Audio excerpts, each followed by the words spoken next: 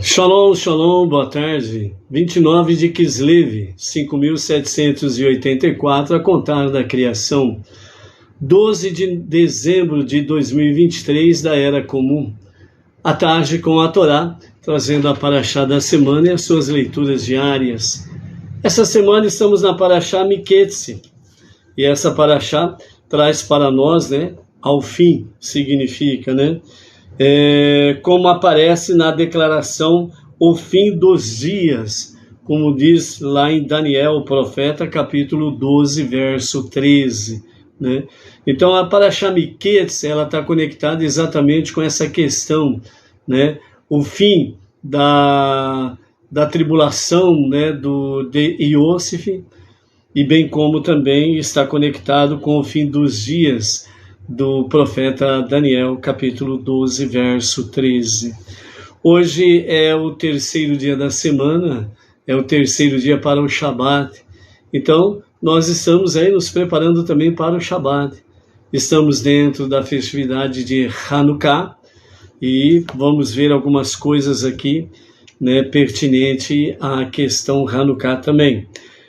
A nossa Parashá Miketze traz para nós aspectos sobre os sonhos do faraó, alguma conexão com os sonhos de Iosif, e nós vamos ver essa questão aí, a ligação de um sonho com o outro. Uma questão que nos chama a atenção em Miketze e com Hanukkah, os nossos mestres, eles falam, a respeito do retorno à direita, lembrando que a esquerda, ela sempre representa o mal, e a direita representa o bem.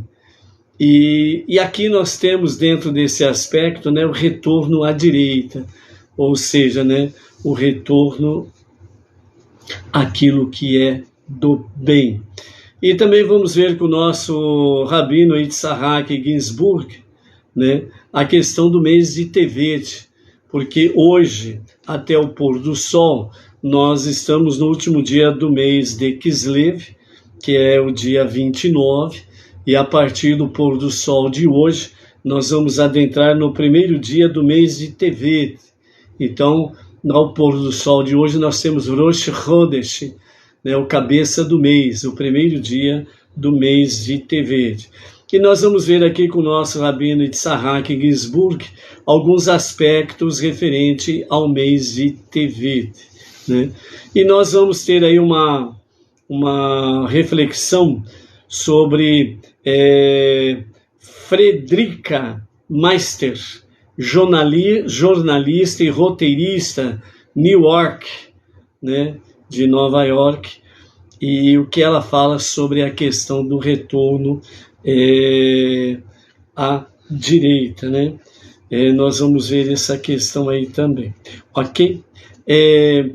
A nossa Parashá, fazendo uma breve introdução, a nossa Parashá Miketze quer dizer ao fim, como aparece no profeta Daniel 12, 13, o fim dos dias, Então, em aramaico, a palavra dias é quase idêntica ao seu equivalente em hebraico, mas as últimas letras mudam de um mem para um nun, Então, as últimas letras, é mem sofi, e muda-se para o nun sofi,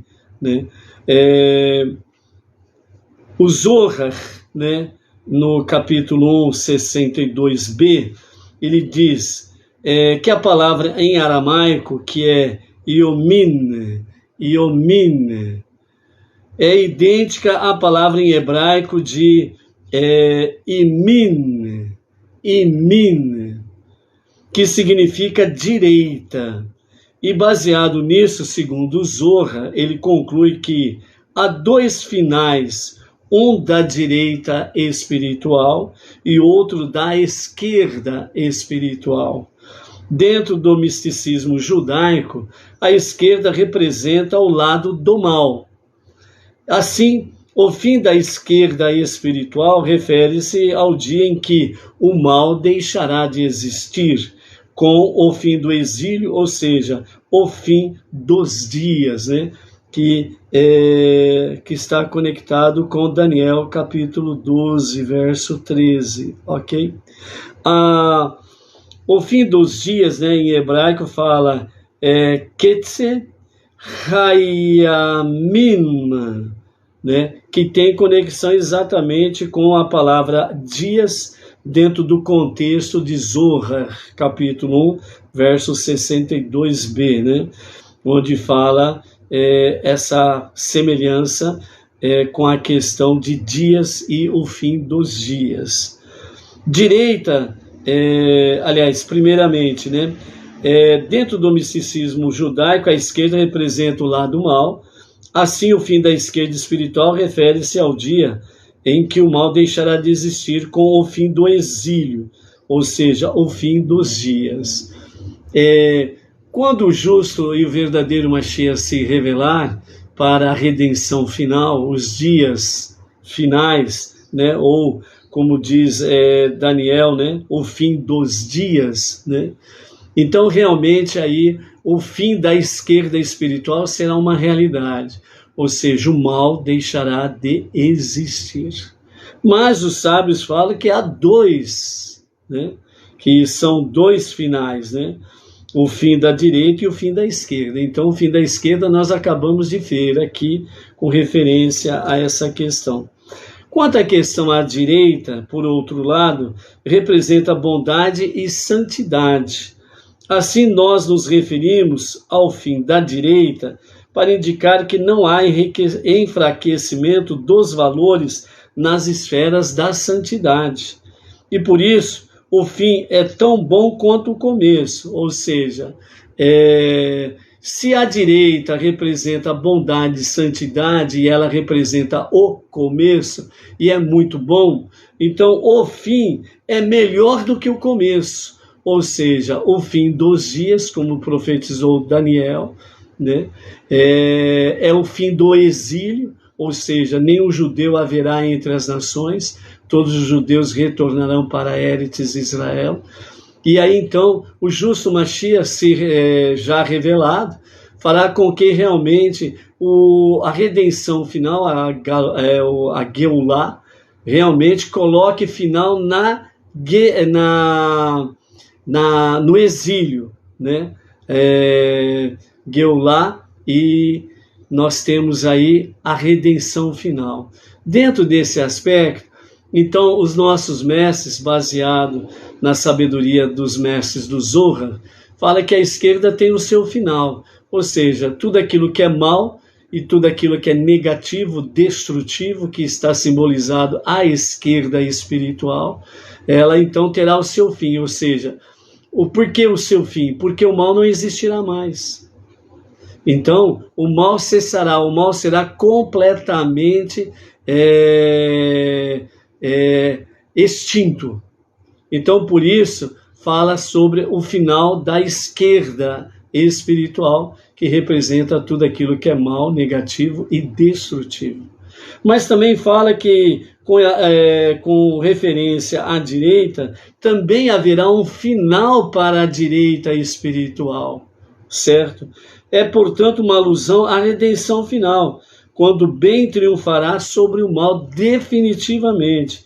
E nós veremos como o bem está constantemente presente no mundo inteiro.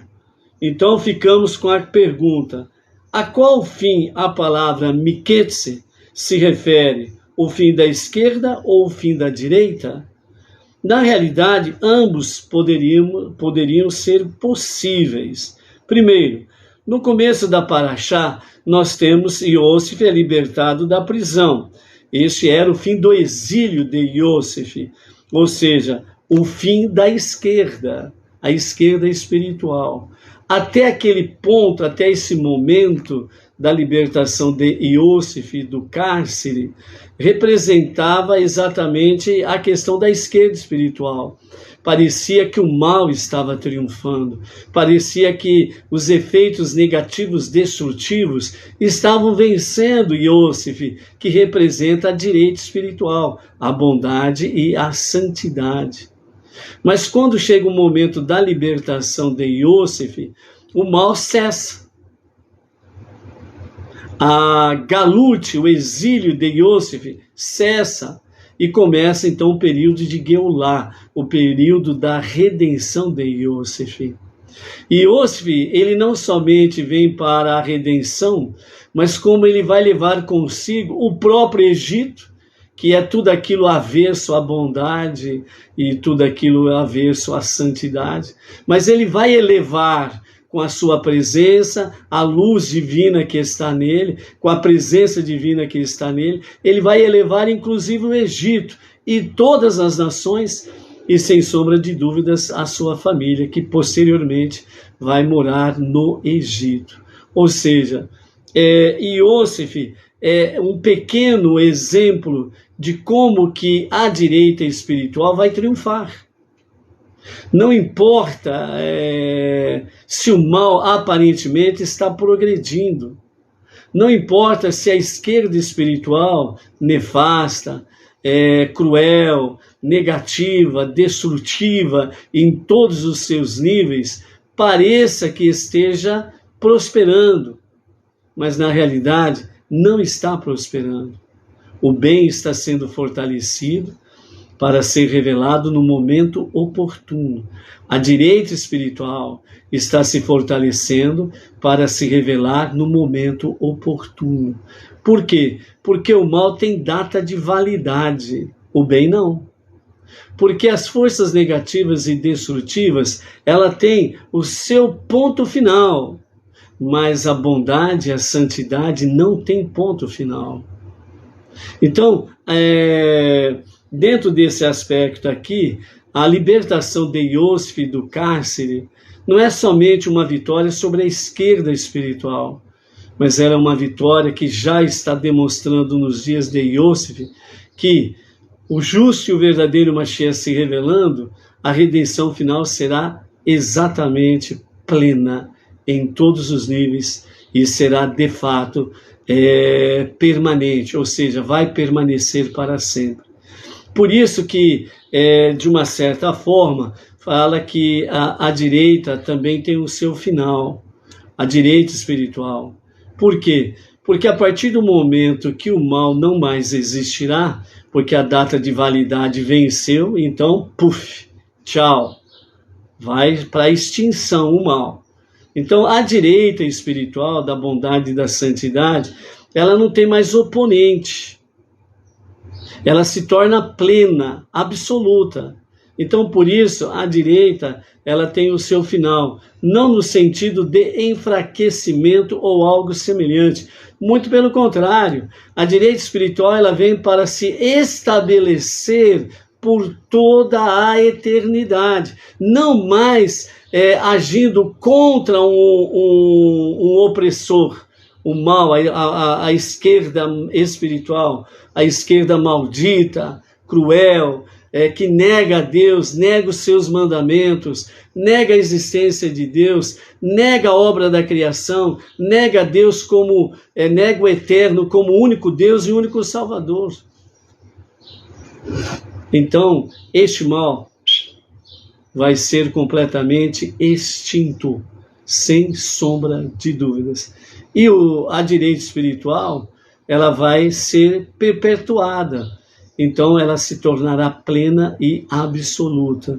Então, mostrando a realidade, já desde os dias de Yosef, que o bem sempre triunfa sobre o mal. Que a luz sempre triunfa sobre a escuridão. Que fazer a vontade de Deus sempre vai fazer com aqueles que assim o fazem, obedecer à vontade divina, sempre serão vencedores e estarão andando na luz dos olhos de Hashem e na luz da sua Torá e das 7 leis universais. Entendeu? Então, por isso, Yosef representa exatamente isso. E no segundo aspecto, como Yosef de repente chegou ao poder e se tornou senhor do Egito, sua redenção representada pelo fim da direita, né? Porque não terá opressor, não terá opositor. E não tendo opositor, então não tem essa questão bem e mal. O mal não existe mais, o mal foi extinto. Então o bem ele se perpetua. Então o fim da direita espiritual aqui não significa fraqueza da direita espiritual. Muito pelo contrário, né? Numa linguagem simples, revela o seu superpoder.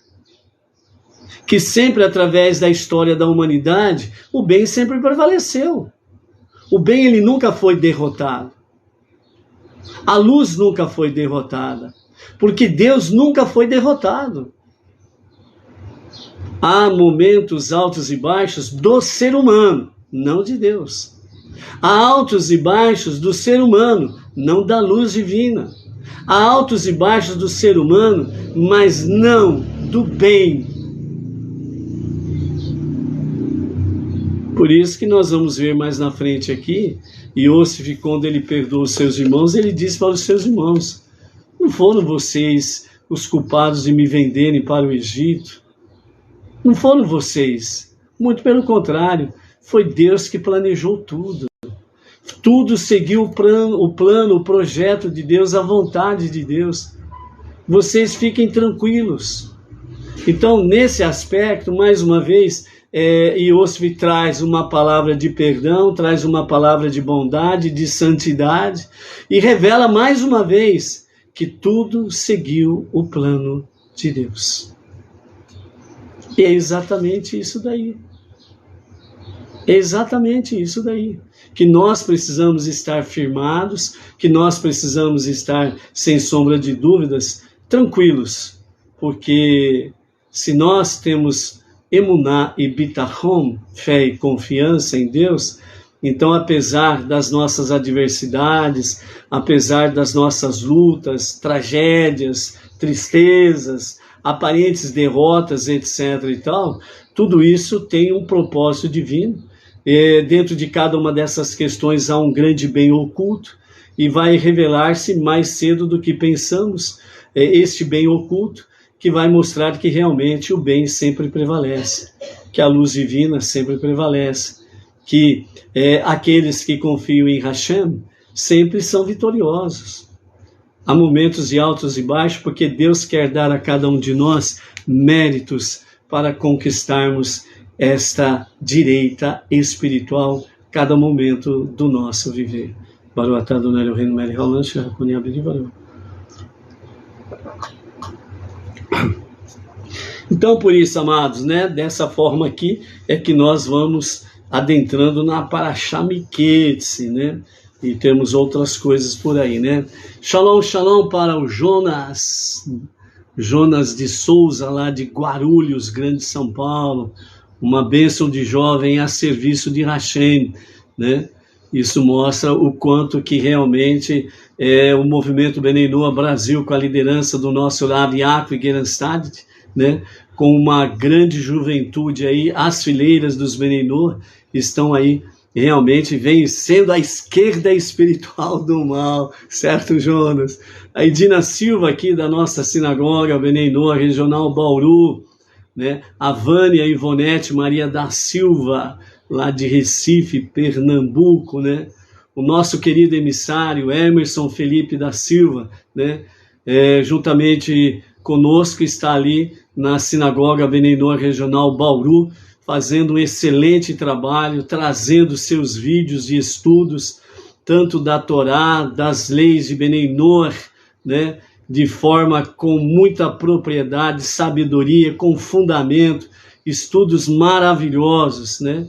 Quem ainda não assistiu, procura lá o canal do nosso querido Emerson Felipe da Silva, o nosso emissário ali, né? Aqui em Bauru e região, e se inscreva no seu canal, segue no YouTube, no Facebook, e vejam as explanações preciosas, pontuais, que o nosso querido emissário Emerson tem feito aí no dia a dia, junto com a Sinagoga Bnei Noach Regional Bauru. Lennon Castro, né? Não sei de onde o Lennon Castro é, depois coloca aí para nós, Lennon. A Malu lá de São Sebastião, Distrito Federal, Brasília, também está por aí, né? Ela sempre dá uma passadinha aqui e diz: pessoal, à noite eu assisto, agora vou para o trabalho, né? Então ela passa, dá um oizinho, dá o seu shalom e vai trabalhar, tá? Afinal de contas tem que trabalhar, né, Malu? Isso daí, bom trabalho, bom serviço, força, né? E prosperidade aí, Baruch Hashem. Também vamos mandar o nosso shalom para o casal, a Margarida Andrade e o Leandro, né? De Apuiaré, Ceará. E também o casal Ângela Rodrigues e Arlan, de Pacatuba, Ceará, né? A Ângela e o Arlan são os pais do Leandro, né? Marido da Margarida Andrade, Baruch Hashem. A Maria de Fátima Rodrigues, de Lages, Santa Catarina. Ana Santos Dias Dávila, Bahia. O casal Alessandra e Ângelo, lá de Formiga, Minas Gerais. Santos Leonardo Ebert, Belo Horizonte, Minas Gerais. O Emirton de Araújo Carvalho, Brasília. Alessandro Silva, Valdir Freitas. O José Arnaldo Alves Damasceno, de Montes Claros, Minas Gerais. O José Robson, a Ilza dos Anjos Silva, aqui da nossa região de Agudos, né? Tá pertinho aqui, Ilza. Qualquer dia faça uma visita. Toda sexta-feira, a partir das 20 horas, e todos os sábados, a partir das 17 horas, a Sinagoga Beninoa Regional Bauru está aberta. Lu Vieira, São Paulo, capital. Franciele Oliveira, Lençóis Paulista, também aqui está pertinho. Marinalva Nalva, de Casinhas, Pernambuco. E Deusuíte Chaves, de Poranga, Ceará. O José Manso Barbosa, Moju, Pará. Jaqueline Teixeira, de Vila Velha, Espírito Santo. Edjane Ribeiro, Recife, Pernambuco. A Cristiane Rocha e família de Embu das Artes, Grande São Paulo, né? E o Alcides Prado, né? São alguns dos nossos queridos aí, que sempre estão aí conectados com a tarde, com a Torá. Ok? Dentro de Hanukkah, nós queremos trazer aqui para os amados, né, uma reflexão de Frederica Meister, jornalista e roteirista de Nova York. Então, ela traz o seguinte recado, dizendo sobre retorno à direita, ok? Lembre-se que estamos falando da direita espiritual. Lembre-se que nós estamos falando da esquerda espiritual, ok? Então, para onde pende-se, sabe-se o valor espiritual que a pessoa está, ok? Devo estar passando por algum tipo de mudança interna, disse Frederica. Um retorno inconsciente às minhas raízes judaicas, porque pela primeira vez nos últimos 25 anos, decidi celebrar Hanukkah, a festa das luzes. Peguei a menorá antiga que herdei da mãe de minha mãe, na prateleira alta, perto da minha arca russa laqueada. Durante os 8 noites de Hanukkah, acendi religiosamente as velas da Hanukkah e recitei as bênçãos apropriadas, né? Para minha sorte, disse ela, estava escrita na caixa de velas as preces. Infelizmente, a memória me falhou e descobri, depois que o feriado tinha terminado, que não tinha acendido as velas na ordem correta. Comecei pelo centro, seguindo primeiro para a direita e depois para a esquerda. As brilhantes velas coloridas acesas, iluminando a escuridão da minha cozinha, desencadeou uma inesperada profusão de memórias e imagens de minha infância. A Hanukkah de minha avó sobre o fogão, ao redor do qual 3 gerações de nossa família se reuniram. O cheiro do látex fritando, os biscoitos de açúcar que eu ajudava minha mãe a fazer, usando cortadores no formato de menorá, Magen David e Dreidels. A tradição canção de Hanukkah eu tenho um pequeno dreidel e Rocha das Idades, cantadas fora do tom, obviamente, depois de 25 anos. Lembrei-me com uma careta do vestido de papel crepom com lantejoula dourada em minha cabeça. Toquei a sexta vela da menorá para o programa de Hanukkah de nossa escola. Estes doces e pitorescas memórias honrando as alegrias da família, a tradição religiosa e a infância tiveram vida curta, empalidecendo com a dolorosa percepção de que a maioria dos adultos em meu quadro, meu pai, avós, tias, tios, já eram falecidos e que os membros sobreviventes da família estavam espalhados pelos 4 cantos do globo. Um pensamento triste provocou uma sucessão de pensamentos tristes, e logo me achei sofrendo pelos judeus mortos no Holocausto, especialmente o 1,5 milhão de crianças que jamais tiveram a chance de vivenciar e recordar Hanukkah como eu fiz. Só repetindo, no Holocausto, 1,5 milhão de crianças morreram, foram assassinadas e não tiveram a oportunidade de vivenciar e recordar Hanukkah. E a dor que eu subitamente senti e reclamei como minha, ressoou dentro de mim num nível profundamente pessoal, cuja intensidade me pegou de surpresa. O fato de que minha experiência pessoal de vida, de certa forma, estava conectada com esta grande tragédia do povo judeu, foi uma revelação para mim, um reconhecimento de minha conexão ao judaísmo, sua história, rituais, dias festivos, Hanukkah. Acenderei minhas velas de Hanukkah novamente este ano, assegurando-me de acender as chamas da esquerda para a direita. Acendendo as chamas da esquerda para a direita, ou seja, um retorno à direita espiritual, à bondade e à santidade. Então, por isso, quando nós estamos aí dentro de Hanukkah e nós fazemos os acendimentos das luzes da esquerda para a direita, à medida que vai acrescentando, né, uma vela cada dia, cada noite, vai acrescentando as velas da direita para a esquerda, né? Mas acendemos as velas, as chamas da esquerda para a direita.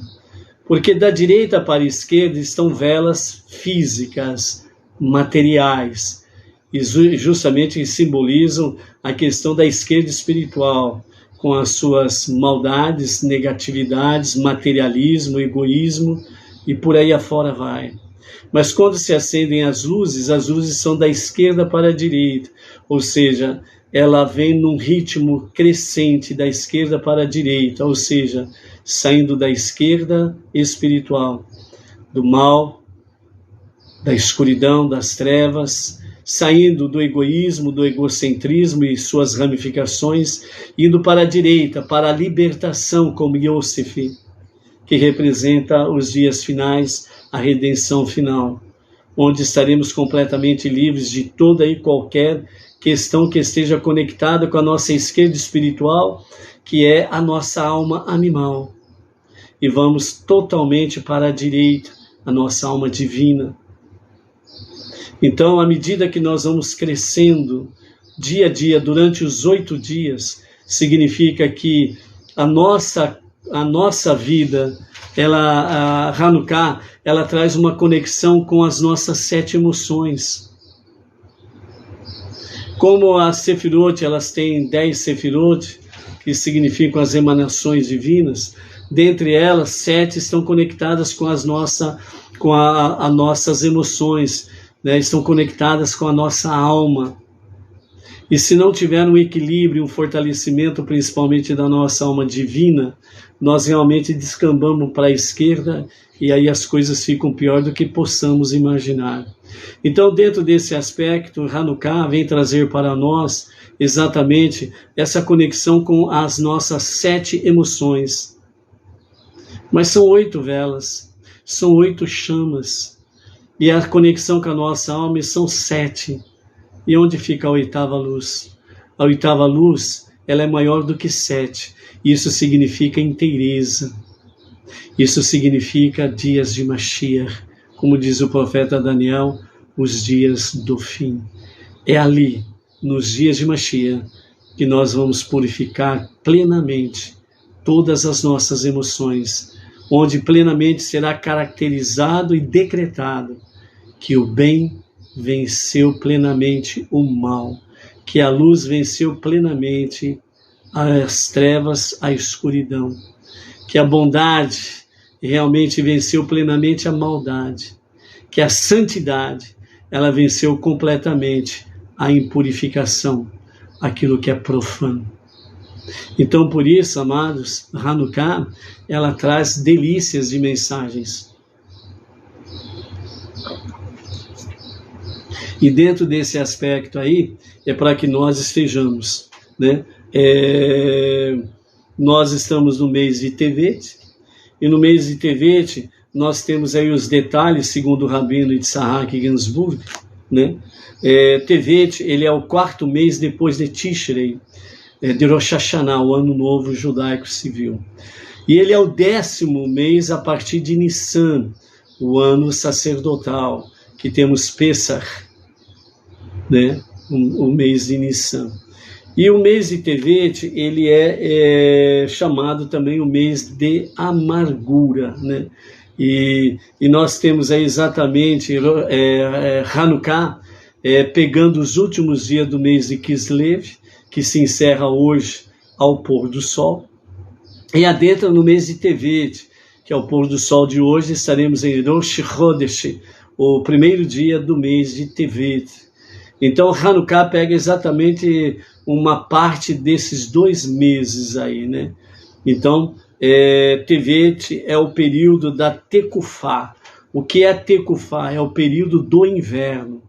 Então, nós temos aí os próximos 3 meses, né, que corresponde aí dezembro, janeiro, fevereiro, né? Nós temos aí 3 meses, o mês de Tevet, Shevat, e o mês de Adar, que é chamado de Tekufá, um período de inverno. E o inverno em Israel, ele é intenso. E por isso, na época do inverno, né, os criadores não colocam as suas ovelhas no campo, porque as noites são frias demais e mataria, sem sombra de dúvidas, as ovelhas. E os pastores também não ficam no campo guardando o rebanho dos predadores, porque certamente morreria tanto os pastores das ovelhas como as ovelhas, devido ao intenso frio que se faz nesse período ali em Israel.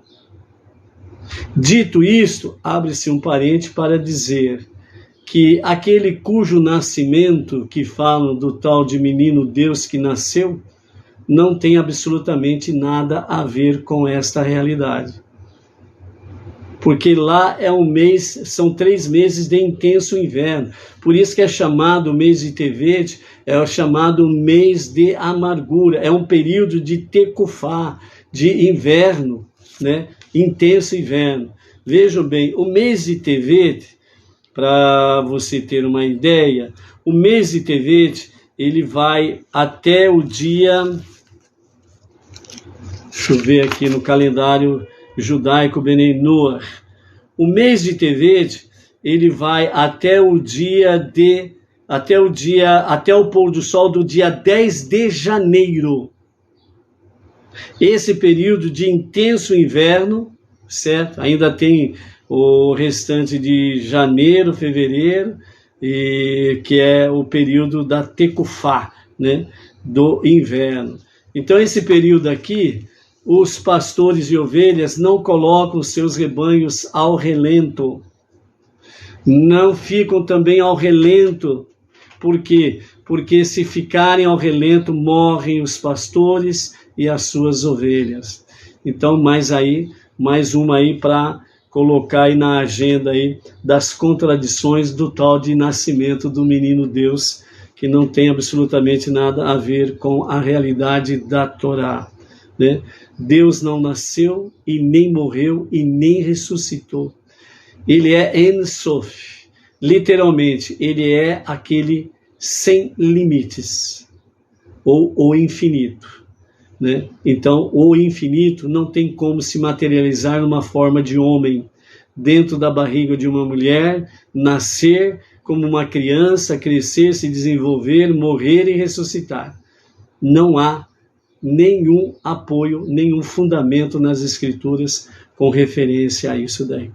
Também nesse mês, né, nesse período de Tecufá, 3 meses, nós temos aí a tribo de Dan, Asher e Naphtali, né, que estão situados do lado norte do acampamento. Tevet começa com os últimos dias de Hanukkah, né, que tem o seu ponto culminante no 8º dia, que é chamado de Zot Hanukkah. Seu 10º dia, o 10º dia do mês, né, de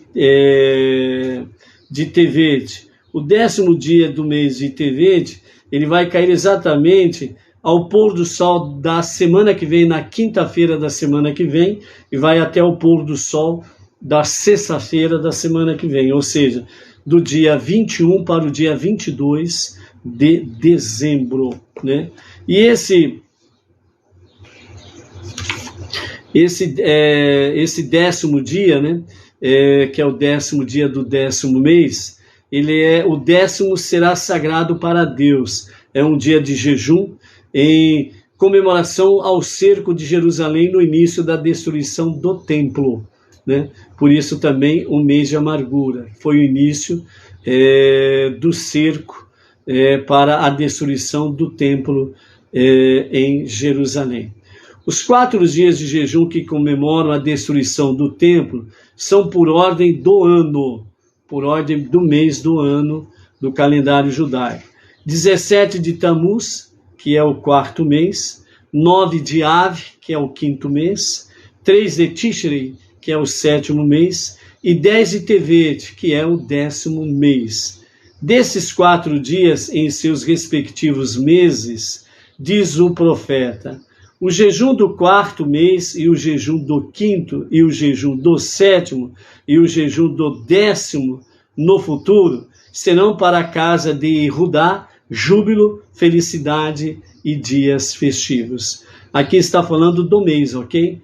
Então, o jejum do 4º mês, o jejum do 5º mês, 7º mês e do 10º mês, no futuro, serão para a casa de Judá júbilo, felicidade e dias festivos. Os dias futuros estão conectados com o final dos dias de Daniel, capítulo 12, verso 13.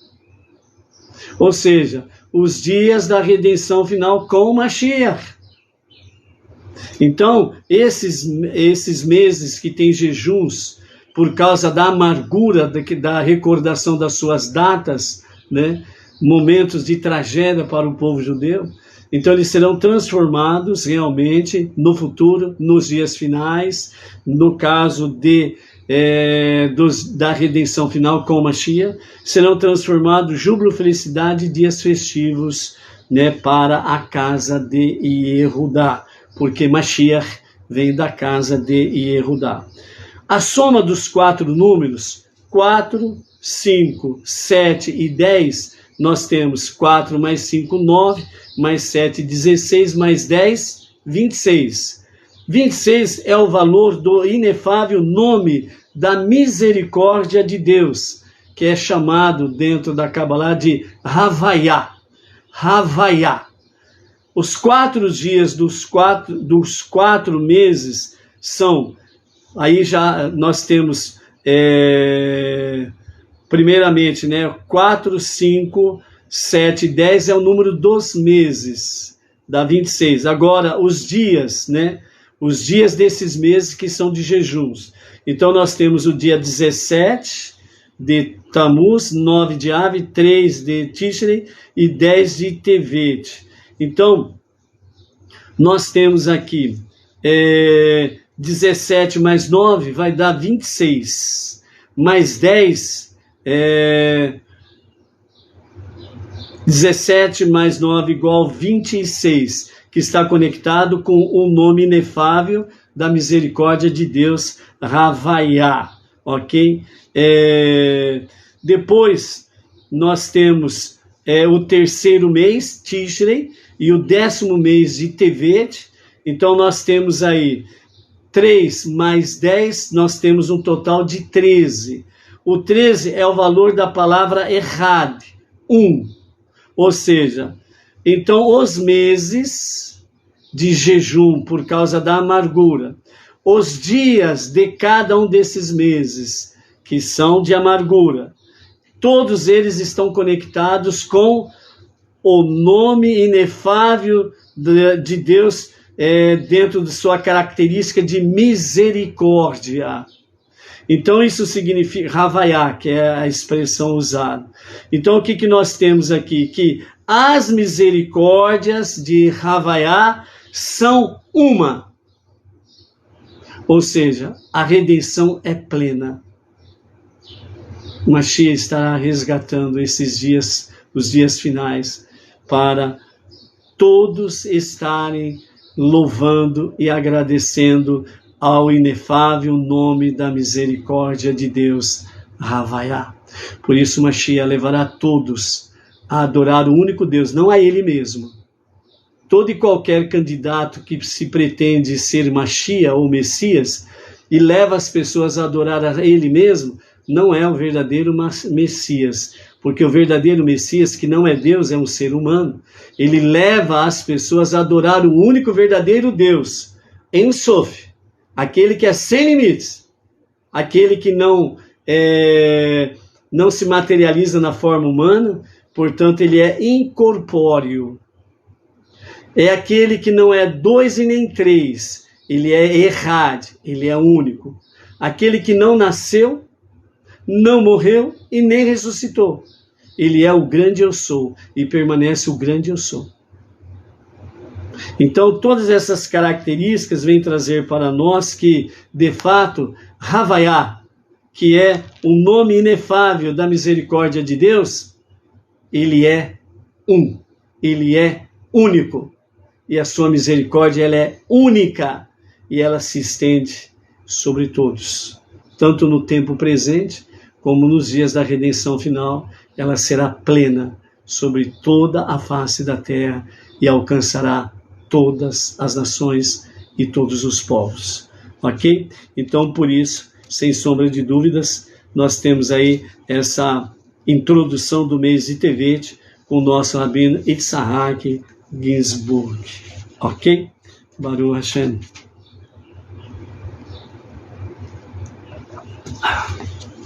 Amados, o nosso Rebbe Menachem Mendel sobre a Parashá Miketze, ele traz para nós, dentro do próprio Humash, né, que traz os comentários, né, tanto de Rashi, Maimônides, né, Onkelos, Abarbanel, Berraie, traz comentários do Midrash, Talmud, etc, etc, né? O nosso Rebbe Menachem Mendel, ele traz nos livros de Humash grandes ensinamentos junto com os sábios do povo judeu para a nossa reflexão, para entendermos, compreendermos melhor realmente o estudo da Torá, ok? Então vejam bem que nós temos aí a questão dos sonhos do faraó. O faraó teve 2 sonhos. José também teve 2 sonhos. Entendeu? O faraó, ele tem o Paró, né? Ele tem o sonho primeiro das vacas gordas e magras e depois das espigas viçosas e espigas magérrimas, né? Então ele vê primeiro as vacas gordas, logo em seguida ele vê as vacas magras, tão magérrimas que elas acabam comendo as vacas gordas. E as espigas viçosas, né, também muito fortes, logo em seguida vem as espigas também franzinas, fracas, e acaba comendo as outras espigas sadias. Tanto as vacas magras como as espigas magérrimas que eram, apesar de comer as vacas gordas e as espigas viçosas, elas continuavam sendo magérrimas, né? Então, isso daí deixou o Paró realmente assombrado. Ele chama os seus sábios, os seus cartomantes, os seus adivinhos, os seus bruxos, e por aí afora vai, e os seus sacerdotes e companhia limitada, mas ninguém consegue discernir nada. Um deles, né, acaba caindo, né, um grupo deles acaba caindo na besteira de falar que o Paró tinha 7 filhas, ou que teria 7 filhas de uma vez só, e as 7 filhas morreriam automaticamente, nem conseguiriam ficar um dia vivas, né? Então chegou a essa interpretação. Mas mesmo assim, o Paró não ficou contente, ele sabia que tinha alguma coisa a mais, não era isso daí, tinha alguma coisa especial dentro desse aspecto aí, né? Aí então nós vemos exatamente o copeiro do rei, né, que estava preso junto com Iosif, junto com eles estava o padeiro, chefe do Paró, e eles também tiveram um sonho, e Iosif interpreta o sonho dos dois, né? Exatamente do jeito que ele interpretou, aconteceu. O padeiro morreu e o padeiro morreu e o jovem que estava ali como copeiro-chefe do Paró, ele foi restituído ao seu cargo, à sua função. E ele estava ali exatamente do lado do Paró, quando o Paró falou dos seus sonhos, e os seus magos e companhia limitada não conseguiram interpretar, e o Paró ficou perturbado com isso. E aí então o que nós vemos aí exatamente no capítulo 41, verso 12, né? O copeiro-chefe, ele diz para o Paró, né? Havia um jovem hebreu conosco, um escravo do capitão da guarda. Nós lhe contamos nossos sonhos e ele os interpretou. Ele deu a cada um de nós uma interpretação plausível e as coisas aconteceram assim como ele interpretou. O Paró devolveu-me a minha posição enquanto o padeiro foi enforcado, né? Então, nesse aspecto aqui, chamou a atenção do Paró. Mas um detalhe que nós temos aqui é que o copeiro-chefe, ele fala de uma forma desqualificando o Iosif. Por que que o copeiro, ele se preocupou em ao mesmo tempo, elogiar Iosif, mas ao mesmo tempo difamar Iosif? Ele é um jovem hebreu conosco, né? Um escravo do capitão da guarda. Segundo os nossos mestres, né? Eles falam que o copeiro, ele já deu o recado para o Paró, de que ele pode interpretar o sonho do Paró, mas ele, como hebreu e escravo, ele não pode exercer cargo público no Egito, porque a Constituição do Egito não permitia tal coisa. Um hebreu exercer um cargo público, e muito menos, sendo escravo, exercer um cargo público, né? Então aí, Iosif, ele é convocado, e ele escuta o sonho do Paró. Ele fala, o Paró fala para ele, né, que ouviu dizer que ele interpreta sonhos, mas ele responde, né, o verso 16 do capítulo 41. A sabedoria para interpretar sonhos não vem de mim. Deus pode colocar em minha boca uma resposta que satisfaça o faraó. Ele não disse que Deus era obrigado a colocar uma palavra. Deus não disse que, aliás, Iosif não disse que Deus era obrigado a dar a interpretação dos sonhos. Isso daí nos chama a atenção, por exemplo, né, de muitos Menenoa, que fica sonhando aí qualquer porcaria, depois fica aí consultando o rabino. O que quer dizer o que eu sonhei? O rabino não tem obrigação nenhuma de interpretar o teu sonho. E Deus não tem obrigação nenhuma de dizer se o seu sonho é isso, aquilo ou mais aquilo. E nem usar os rabinos para interpretar o teu sonho. Deus não tem obrigação disso. E os rabinos falam, na sua grande parte, que os sonhos são frutos da nossa vida do cotidiano, aquilo que nós nos envolvemos no nosso dia a dia. E que Deus, de fato, já deu os recados em sonho para quem ele teria que dar. E ponto final. Então, para de ficar correndo atrás de sonho. Sonho é vaidade e te pode levar à idolatria. Entendeu? Cuidado com isso daí. Né? Então, Iosif, olha a resposta de Iosif, capítulo 41 e o verso 16. Dizendo, não vem de mim a interpretação ou a sabedoria de interpretar sonhos. Deus pode, não significa que ele deve. Deus pode colocar em minha boca, disse Iosif, uma resposta que satisfaça ao Faraó. Então, em vez de você ficar perdendo tempo aí de ficar aí maluco com o teu sonho que você teve, e de ficar, muitas vezes, perturbando o rabino A, B ou C, eu sonhei isso, eu sonhei aquilo, né? Então, para de ficar com essa coisa, vai recitar salmos, vai estudar as 7 leis de Noa, enche o teu coração e o teu intelecto com a palavra divina, Torá, 7 leis de Noa, suas ramificações. Recita salmos, faz preces diárias, faz sedacá.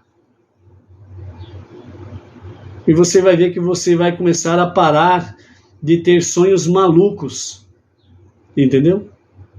É simples. Ok?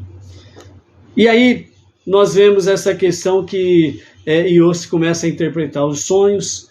Ele explica que as 7 vacas gordas são 7 períodos de anos em que haverá abundância, e as 7 magras, um período de 7 anos que haverá fome e escassez em grande potencial durante 7 anos. Os 2 sonhos significam a mesma coisa, ok? A mesma coisa. Os sonhos que Iosif teve, ele teve um sonho primeiramente dos feixes, né? E os feixes sendo atados, né? Significando trabalho e união e unidade. O segundo sonho, ele sonhou com os astros, significando exatamente o celestial, o divino. Ou seja, nós podemos ter sucesso na nossa vida se nós mantivermos o equilíbrio espiritual e o nosso equilíbrio secular. Se nós mantivermos esse equilíbrio, nós teremos realmente uma vida saudável no nosso dia a dia. E depois que, de fato, o faraó ouviu a resposta de Iosif, né? Iosif poderia ter ficado calado depois que interpretou o seu sonho, mas ele foi além.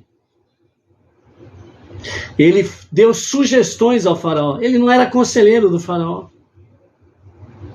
Ele aconselhou o que o faraó deveria fazer, pegar uma pessoa responsável, uma pessoa que fosse realmente comprometida com a causa, e durante 7 anos de abundância, armazenasse em celeiros, em silos, realmente os grãos, os alimentos, para que não houvesse a escassez durante os 7 períodos que haveria pela frente de seca extrema, onde faltaria água e alimentos, etc. e tal. Então, ele poderia ter parado aí, mas não, ele foi além. Ele deu conselhos, o que deveria ser feito, como deveria ser feito. Ele não era ministro do faraó. Isso mostra para nós o que, amados? Para podermos realmente fazer brilhar a luz divina que há em nós, nós temos que ser ousados. Nós não podemos ser tímidos e nem medrosos. Você precisa ser um emissário de Deus com ousadia, com intrepidez. E não ter medo de nada e de ninguém. Salmos de vários, dezenas, centenas de versículos dentro de Salmos, mostra realmente entre eles Aqueles que confiam no Eterno são como os montes de Sião, que não se abalam, mas permanecem firmes para sempre. Então a pergunta fica: qual é o motivo do teu medo? Qual que é o motivo de você ter vergonha de falar da sua fé, viver a sua fé monoteísta com fundamento judaico e orientação rabínica? Não tem explicação.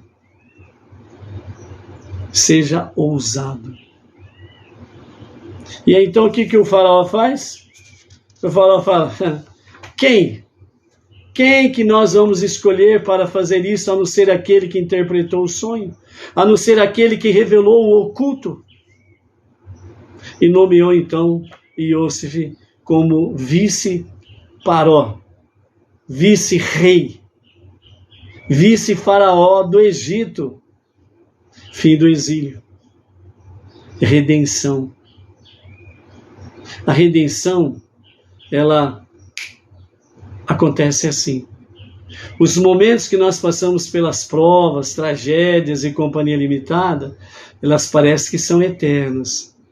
Mas é porque há um bem maior para desfrutarmos.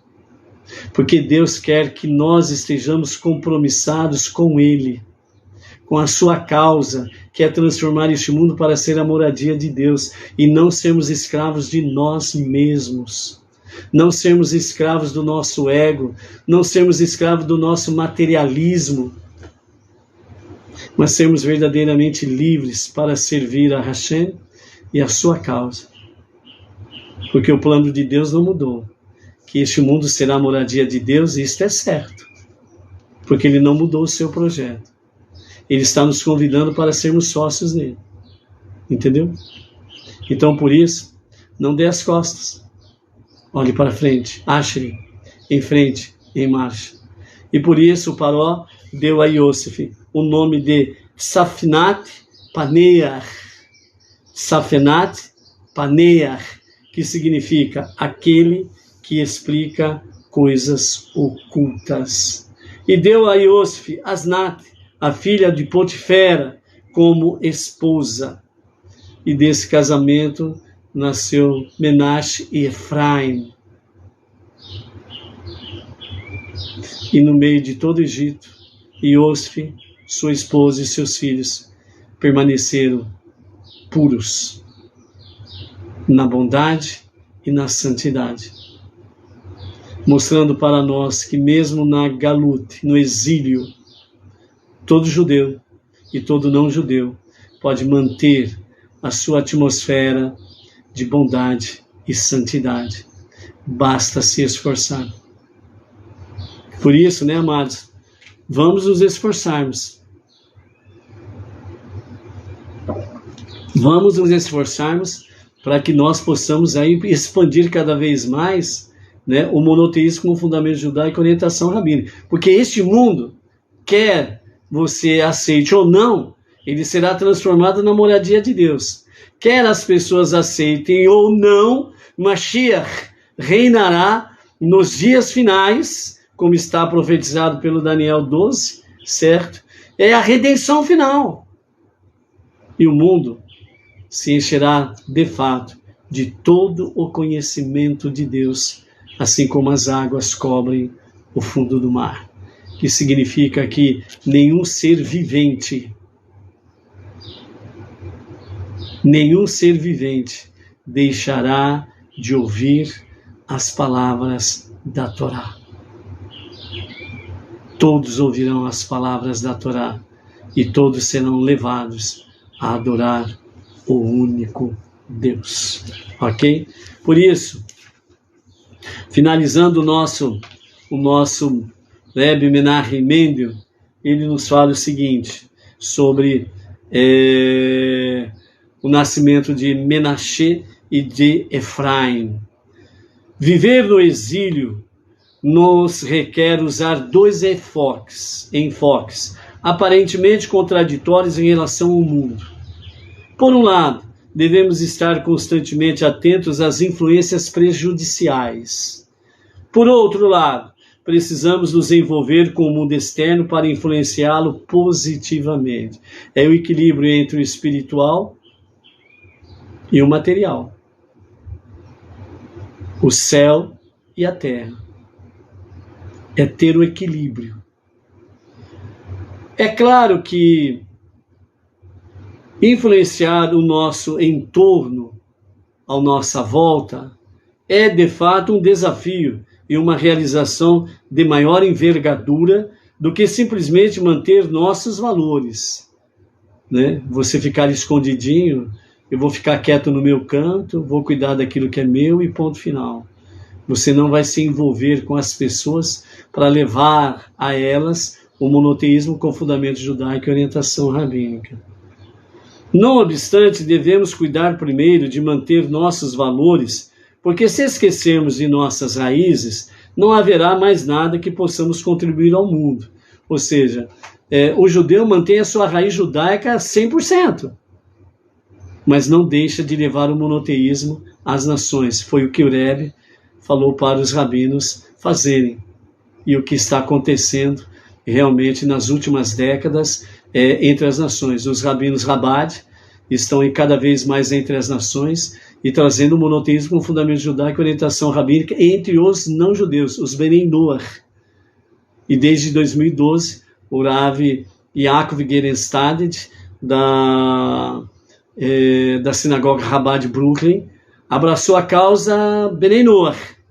E por isso o movimento Benei Noach Brasil tem a única liderança do Rav Yaakov Gerenstadt e desde 2012 tem feito esta expansão.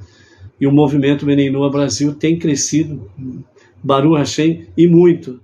Estamos presentes em todos os estados da nossa federação. Então é isso daqui que o nosso Rebbe está dizendo. Devemos primeiro manter nossos valores. Então, os judeus, os rabinos que saem da sua bolha para ir ao meio dos não-judeus, para trazer o monoteísmo com fundamento judaico e orientação rabínica, a crença no único Deus, certo?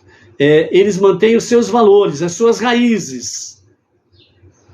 E isso faz com que eles tenham mais autoridade, sem sombra de dúvidas, para trazer o monoteísmo entre os não-judeus.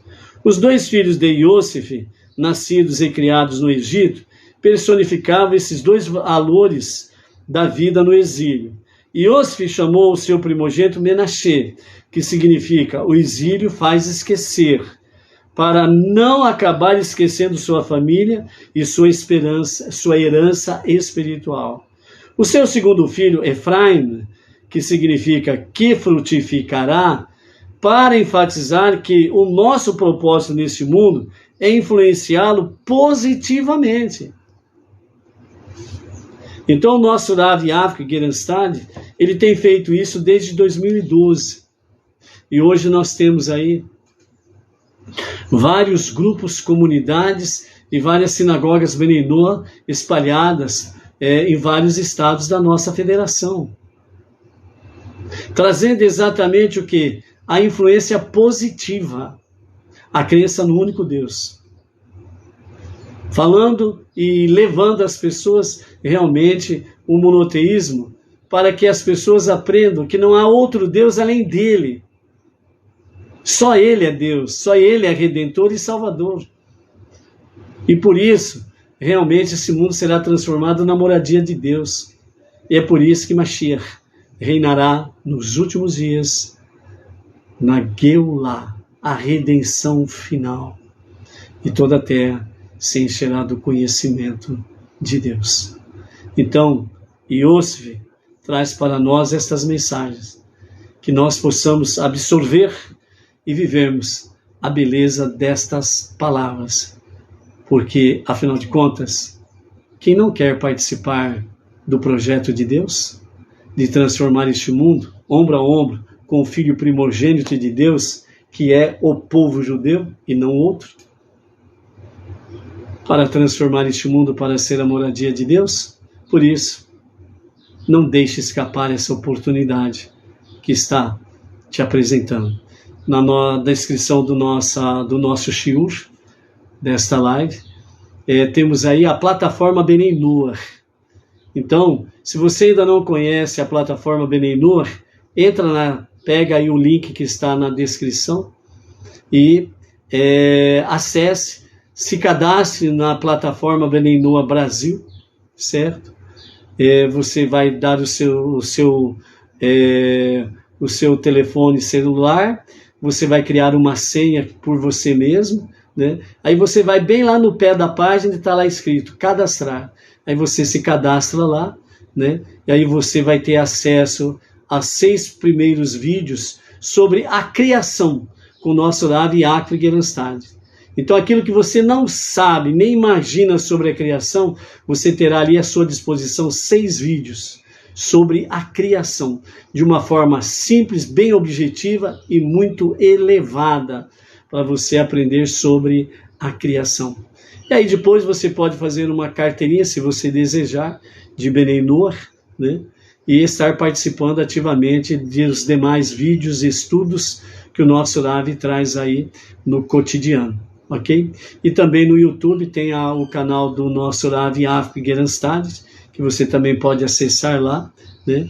Mas a plataforma é para você estar mais conectado ainda com os demais Benei Noah, né? Isso daí é muito bom, ok? Então, amados, com a graça de Hashem, nós estamos aí e vamos em frente nessa jornada.